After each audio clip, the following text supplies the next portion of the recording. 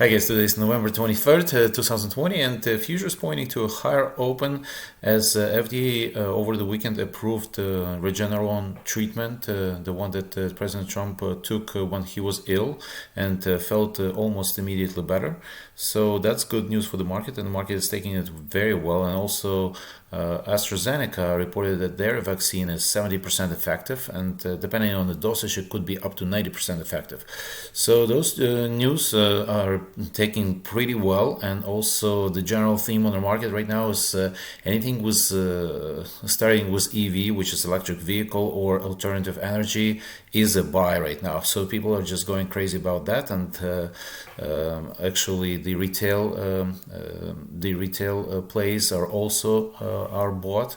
But stay-at-home stocks like Zoom Video and Teladoc, they're sold off a little bit, at least pre-market right now. So that's the general theme, and that's what's going on. In general, it's a Thanksgiving week, so short week, but stock market rose on average during the years 1% during this week. It's a week of low volume and basically lower volatility for the stock market. So that's that. Okay, so let's jump to SPY ETF for S&P 500, and SPY to me looks like it's might be going higher. Actually, might be breaking out, but it's been struggling last week to break out, but I think it may still go higher and run into the end of the year. So that's just what I see from the chart. Okay, so let's jump to corporate news. Before we do that, if you want to check out my trades on a pretty much everyday basis, see a link to my Patreon club in the description of this video. Okay, so let's start with Regeneron. Frankly, I don't understand why Regeneron is trading so low. I mean, it's trading like 518, and it was trading like even a month ago at around $600. So it came down significantly, and right now it's jumping pre-market because FDA approved their treatment, and trading around 535. I think it's still a buy at 535 because Regeneron, besides other things, they have a lot of different franchises. I mean, they have a lot of things in the pipeline, and a lot of things that they currently sell actually. So they have a cardiovascular, franchise, and drugs in the pipeline, and other things besides their COVID treatment. But the good news today should lift the stock, and I think it's still a buy. I would not buy it at the open, but wait for the shares to come down a little bit. But I think it's still a buy. AstraZeneca. So AstraZeneca said that their treatment that is 70% effective, and depending on the dosage could be 90% effective. And I mean, the market didn't take that well this report, but in general, AstraZeneca has so many other things in the pipeline. I mean, they were approved like in 2018, like 18 things were approved by FDA, and they have a huge cancer franchise and other things besides COVID vaccine. But everybody's focused on that because of the current situation, obviously. But in general, AstraZeneca, I think, is pretty cheap in this area, and I think on this drop it is a buy. AZN.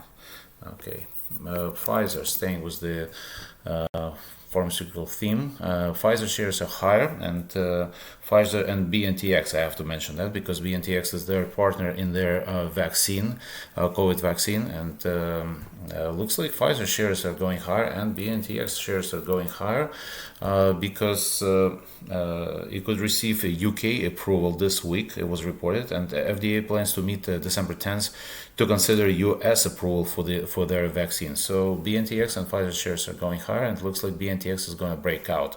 So I would stay with these stocks and see what happens. Okay, next stock is Footlocker. Okay, so Footlocker is actually reported that it earned $1.21 versus 63 cents expected on Friday. They reported that revenue beat as well. Same-store sales rose 7.7% versus 1.2%, and 1.2% drop expected, and it rose actually 7.7%. And actually was downgraded today by Piper Sandler, I think, and shares are trading in a tight range actually, but I would be buying Footlocker on this drop actually. So I'm interested in Footlocker, and I think the shares will go higher eventually. Okay, but it's a long-term hold. HIBB. Okay, staying with the footwear and athletic seam. It's a footwear and athletic seam company. It's Hibbett Sports. And they posted earnings of $1.47 versus 45 cents expected. Revenue beat. Same-store sales rose 21% versus 7.5% increase expected. So you can see the recurring theme that all these companies, especially footwear and athletic wear, they beat huge. I mean, they beat tremendously and like double, triple. And these companies, especially with the vaccine on its wings in the first quarter of 2021, I think they should be bought. So I think it's a buy as well. Okay, so let's say Workday. So Workday shares took a hit on Friday, and they reported earnings 19 cents above estimates. Revenue topped as well, raised its subscription outlook, but also issued a warning about lingering impact of the pandemic. And as soon as that was heard on the conference call, shares took a dive. So basically, Workday actually is selling basically cheaper than it was before, even though they reported really good earnings, but the warning took the shares lower, and they could be trading in this range for a while, but I would be interested to buy this closer to $200. Okay, I have to mention all these electric vehicle stocks, especially Chinese electric vehicle stocks. Ally and NIO, okay, the popular ones. XPEV. Actually, I will throw blink charging inside in that basket. So all these stocks are just on a tear, basically. I mean, investors love those stocks, and they're going higher. I mean, it looks like, but they're very overbought in my opinion, and especially like look at the blink charging. There is RSI is 87, and they're actually opening higher. NIO also overbought and actually going higher as well, but it's been overbought for a while. And I mean, it could be going higher, but it's crazy expensive right now. I mean, the market cap is bigger than General Motors market cap right now, and XPEV actually. Even though it's overbought, I mean, they reported new technology, self-driving technology recently, and they've been on the rise. And actually, I like them more than other companies, but still, they're overbought, and with RSI sitting at like around 80. So I would be careful with those stocks buying at these heights. Okay, but Tesla.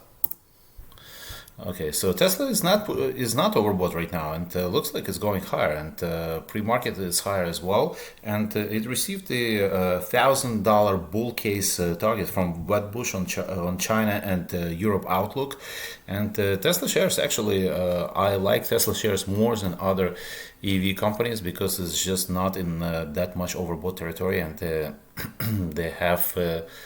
they have more products than other companies, and even though they're more expensive, but I think that they should be going higher actually.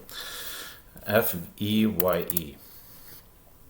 Fyra. So Fyra is receiving a strategic investment from Blackstone and venture capital firm Clean Sky. The firm will purchase; those firms will purchase 400 million in Fyra preferred stock, convertible notes, convertible at $18 per share. So that gave a boost to Fyra shares, and Fyra looks like is a good buy in my opinion. I mean, it's sitting in a pretty good territory to be bought here. Okay, so FEYE. Boeing. So Boeing shares are actually higher pre-market because 737 MAX was certified as safe to fly by European Union Safety Agency, and this came from after FAA certified Boeing 737 MAX safe to fly. So shares are going higher, and I think it's a good buy here for Boeing actually. Closer to $100, I think it's going higher. as well. Okay, Williams-Sonoma. So Valencia reported this huge beat to the $2.56 versus $1.53 expected. Digital sales jumped 49%, and the company reported a record operating margins. So what can you say? I mean, Williams-Sonoma, I think it's still a buy here, and I mean closer to $100 is a better buy to me, but obviously, but I think the shares will still go higher. And CPRI. Capri Holdings. So Capri Holdings is the company behind Michael Kors luxury brand, was upgraded to buy from neutral at BTIG, saying that current valuation level is underappreciated. So shares obviously higher, and but it's sitting in an overbought territory. So I would like it to come down closer to $30 before I buy Capri Holdings. And the last one I'll give you is Roku.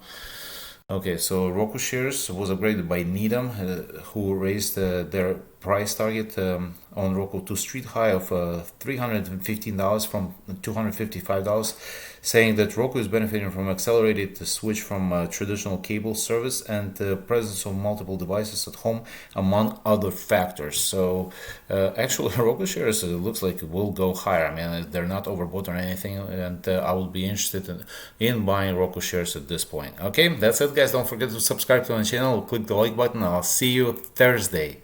Actually, maybe Wednesday.